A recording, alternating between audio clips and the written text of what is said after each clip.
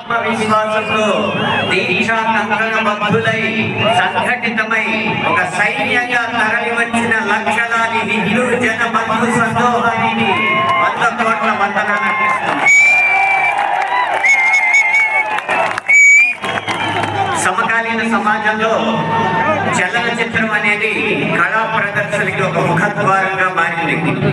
అది వెండి తెర మీదైనా, బుల్లి తెర మీదైనా, మన చేతుల్లో ఉన్న బుజ్జి తెర మీదైనా ఈ చలనచిత్రమే సంగీత, సాహిత్య, నృత్య, నటనాది కళారూపాల ప్రదర్శనకి ముఖద్వారంగా మారింది.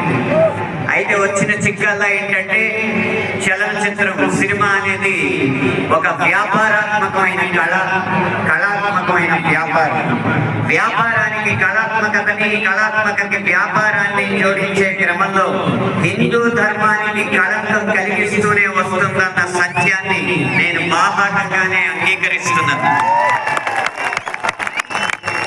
అయితే మరి ఏ రంగానికి చెందిన వాడినో అయితే జరిగిన ఈ తప్పుని విమర్శించచ్చు, జరుగుతున్న ఈ నేరాల్ని వీటిపైన విరుచుకుపడచ్చు.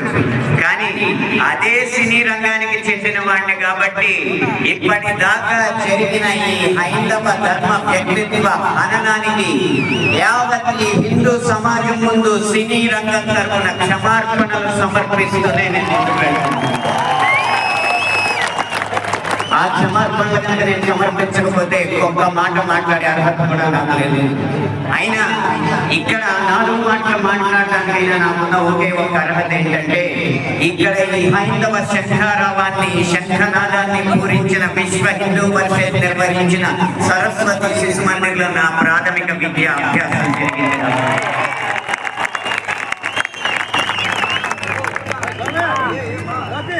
సినిమాల్లో హైందవ ధర్మం మీద దాడి ఎలా జరుగుతుంది, హైందవ ధర్మం హననం ఎలా జరుగుతుంది అనేది ఒక 3 కోణాల్లో 3-4 ఉదాహరణలో క్లుప్తంగా విభజించి వివరించే ప్రయత్నం చేస్తాను.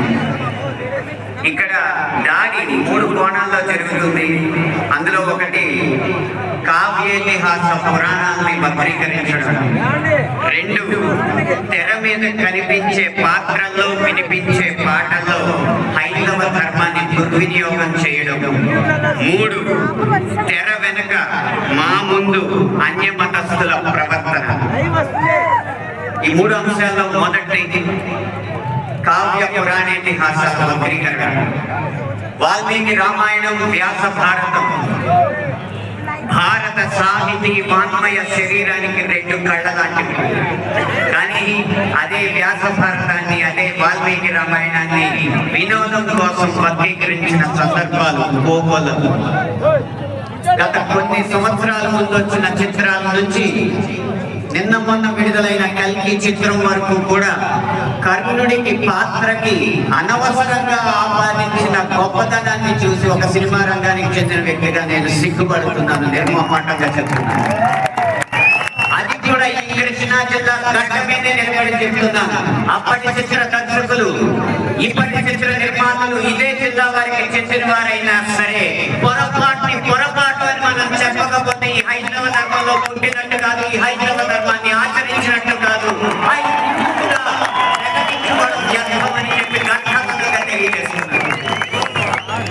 ఇప్పుడే ఈ సభలో, ఈ గొప్ప సభలో సత్యవాణి గారిని అభినవ ద్రౌపదిగా భక్తులు అభివర్ణించారు. ఆవిడే ఒప్పుకుంటారా? నిండు సభలో ద్రౌపదిని వలువలు కొలచండి అని సలహా ఇచ్చిన కర్ణుడిని సూర్యుడు అంటే సత్యవాణి గారు లాంటి మహిళమ్మలు ఒప్పుకుంటారా? గంధర్వుల్ని చూసి, గంధర్వ సైన్యాన్ని చూసి ప్రాణమిత్రుడిని కూడా వదిలేసి ప్రాణ భయంతో పరుగులెత్తిన కర్ణుడిని ధీరుడు, సూర్యుడు, వీరుడు అంటే ఈ హైందవ సమాజం ఒప్పుకుంటుందా? ఇలా ఎన్ని విధాలు చూసినా దానంగా వచ్చిన రాజ్యంలో తనకొచ్చిన కొద్దిపాటి సంపదని ఏదో దానాలు చేసినంత మాత్రాన ధర్మరాజంత గొప్ప దాత అని చెప్పి కర్ణుడు అంటే మన సమాజం ఒప్పుకుంటుందా? నిన్న మొన్న వచ్చిన కల్కి సినిమాలో అగ్నిదేవుడు ఇచ్చిన ధనస్సు పట్టిన అర్జునుడి కంటే సూర్యుడు ఇచ్చిన ధనస్సు పట్టిన కర్ణుడు వీరుడు అని చెప్తుంటే యుద్ధంలో ఏది ధనుస్సు ధర్మమాన్ని ప్రశ్నించకుండా మనం ఊరుకుంటామా? భారతంలోనే కాదు, వాల్మీకి రామాయణంలో రాయి ఆడదైనట్టు, రాళ్ళను తేల్చి వారదైనట్టు, రాముడు లవకుశుల మధ్య యుద్ధం జరిగినట్టు, ఇలా చిత్రీకరణకు అందంగా ఉండడానికి ఎన్నో భూత కల్పనలు, ఎన్నో వక్రీకరణలు జరుగుతుంటే ఇంకా ఇలా ఊరుకుంటుంటే ఎన్ని సినిమాలు ఎలా వస్తాయి? ఒక్క వక్రీకరణే కాదు, చిత్రీకరణలో గీతాలాపంలో ఎన్ని రకాల హననాలు జరిగినాయో మనం గమనిస్తూ ఉండాలి. మీరు కొంతకాలం క్రితం ఒక హిందీ పాట వినే ఉంటారు, హరే కృష్ణ హరే రామ్. రండి దమ్ము కొడదాం, కలుసుకుందాం, శుభ సాయంత్రం చెప్పుకుందాం, తర్వాత హరే కృష్ణ హరే రామ్ అందాం. భగవత్ తత్వాన్ని, భగవత్ భక్తిని జగత్ ప్రస్తుతంగా జగద్విదితం చేసిన ఇస్కాన్ వారి నినాదం హరే కృష్ణ హరే రామ్ ని ఒక ఐటమ్ సాంగ్ లో పెట్టుకుంటే ఒప్పుకుంటావా? మీ ముందు ఇప్పుడు రెండు దారులు ఉన్నాయి. కాళీ అన్న సినిమా డాక్యుమెంటరీ పోస్టర్ లో కాళికా మాత సిగరెట్ కాలుస్తుంటూ ఒక పోస్టర్ వేస్తే మన ముందు రెండే దారులు ఉన్నాయి. ఒకటి నిమ్మకు నీరెత్తినట్టు కూర్చోవడం, రెండు నిగ్గదీసి నిలదీయడం. మీ దారి ఒకటా రెండా? పీకే అన్న సినిమాలో రాయి మీద పాన్ పరాగ్ చూసి అదే శివలింగం అని చెప్పి వెటకారం చేసి అన్ని మతస్థుల మందిరాల్లోకి మాత్రం వెళ్లకుండా వాళ్ళు తరిమి కొట్టినట్టు తెలివిగా తప్పించుకున్నారు. అప్పుడు మన ముందు రెండే దారులు ఉన్నాయి, నిమ్మకం నీరెట్టినట్టు నుంచోవడం, నిగ్గదీసి నిలదీయడం. మీ దారి ఒకటా రెండా? కాస్మిక్ సెక్స్ అన్న సినిమాలో ఇంత అద్భుతమైన పీఠాధిపతుల ఆహార్యాన్ని అనుసరించి గురువులు పీఠాధిపతులు వచ్చిన శిష్యురాలతో శృంగార కార్యకలాపాలు చేస్తున్నట్టు చూపెడుతున్నారు. మీ ముందు రెండే దారులు ఉన్నాయి, ఒకటి నిమ్మకు నీరెత్తినట్టు కూర్చోవడం, రెండు నిగ్గదీసి నిలదీయడం. మీ ఒకటా రెండా? ఎంఎస్ హుసేన్ లాంటి చిత్ర దర్శకుడు, చిత్రకారులు సరస్వతి దుర్గా మాతల బొమ్మల్ని అశ్లీలంగా వేసినప్పుడు వారి కోవలోనే అక్రమ్ హుసేన్ అనే చిత్రకారుడు కృష్ణుడిని బార్లో ఉంచి గోపికల్ని బికినీల్లో చిత్రించినప్పుడు మన ముందున్న దారులు రెండే రెండు, ఒకటి నిమ్మకు నీరెత్తినట్టు కూర్చోవడం, రెండు నిగ్గదీసి నిలదీయడం. మీ దారి ఒకటా రెండా?